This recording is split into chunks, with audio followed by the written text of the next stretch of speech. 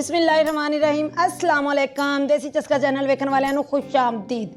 मेरी YouTube family ਦਾ ਕੀ ਹਾਲ ਹੈ। मैं उम्मीद करनी है कि ਤੁਸੀਂ सब खैरियत नाल होवोगे। अल्लाह ਤੁਹਾਨੂੰ खुश और आबाद रखे, आमीन सुम्मा आमीन। ਅੱਜ मैं ਤੁਹਾਡੇ ਵਾਸਤੇ ਲੈ ਕੇ ਆਇਆ ਖਰਮਾਨੀ ਦਾ ਮਿਲਕ ਸ਼ੇਕ, ਜਿਹੜਾ ਕਿ ਬੜਾ ਹੀ ਮਜ਼ੇਦਾਰ ਔਰ ਬੜਾ ਜ਼ਬਰਦਸਤ ਬਣਦਾ ਹੈ। ਇਹਦੇ ਵਾਸਤੇ ਆਪਾਂ ਨੂੰ ਕਿਸ-ਕਿਸ ਚੀਜ਼ ਦੀ ਜ਼ਰੂਰਤ ਹੈ, ਚਲੋ ਆਪਾਂ ਚੱਲਨੇ ਰੈਸਪੀ ਦੀ तरफ।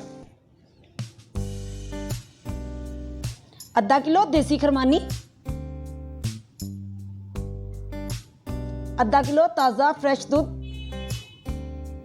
4 चम्मच चीनी। चलो हुण मैं तुहानूं बना के वहानी। सब तो पहले आपां खरमानियां नूं खोल के उहदियां गुठलियां कढ लैणियां अच्छे तरीके नाल। खरमानी नूं पकड़ के दो करके सारियां गिटकां विचों कढ लैणियां ने।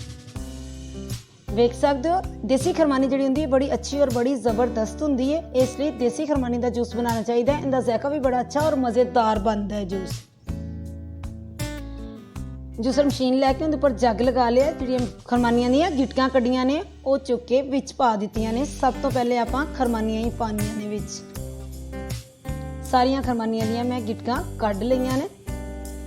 हुण इन्हां नूं जग दे विच पा देंगे। दूध पा दिता है आधा किलो। हुण इहदे विच पावांगे चीनी, 4 चम्मच चीनी पा दी है। अगर तुहानूं मेरी वीडियो अच्छी लगे तो वीडियो लाइक करना, चैनल सबसक्राइब करना, बेल के निशान नूं दबा के आल ते जरूर सैट करना।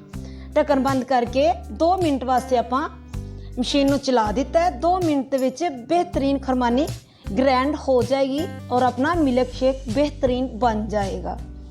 देख सकते हो खूबसूरत भी कितना लग रहा है और मज़ेदार भी बहुत लगता है। एक दफ़ा जूस पीए तो जी चाहता है असीं बार बार पीए, इन्ना मज़ेदार जूस बनता है। अगर तुहानूं मेरी वीडियो अच्छी लगे तो कमेंट के विच अपनी राय का इजहार जरूर करिया करो, ताकि मैं तुहाडे वास्ते अच्छी नई वीडियो लैके आ सकां। माशाल्लाह माशाल्लाह वेख सकते हो कितना संघना और कितना मज़ेदार लग रहा है जूस, और खूबसूरत भी कितना लग रहा है माशाल्लाह। ऊपर थोड़े जिने आपां बादाम लगा देंगे, इहदे नाल खूबसूरती भी ज़्यादा आंदी है। फिर मिलांगे एक नई वीडियो दे नाल। बाय बाय, अल्लाह हाफिज़।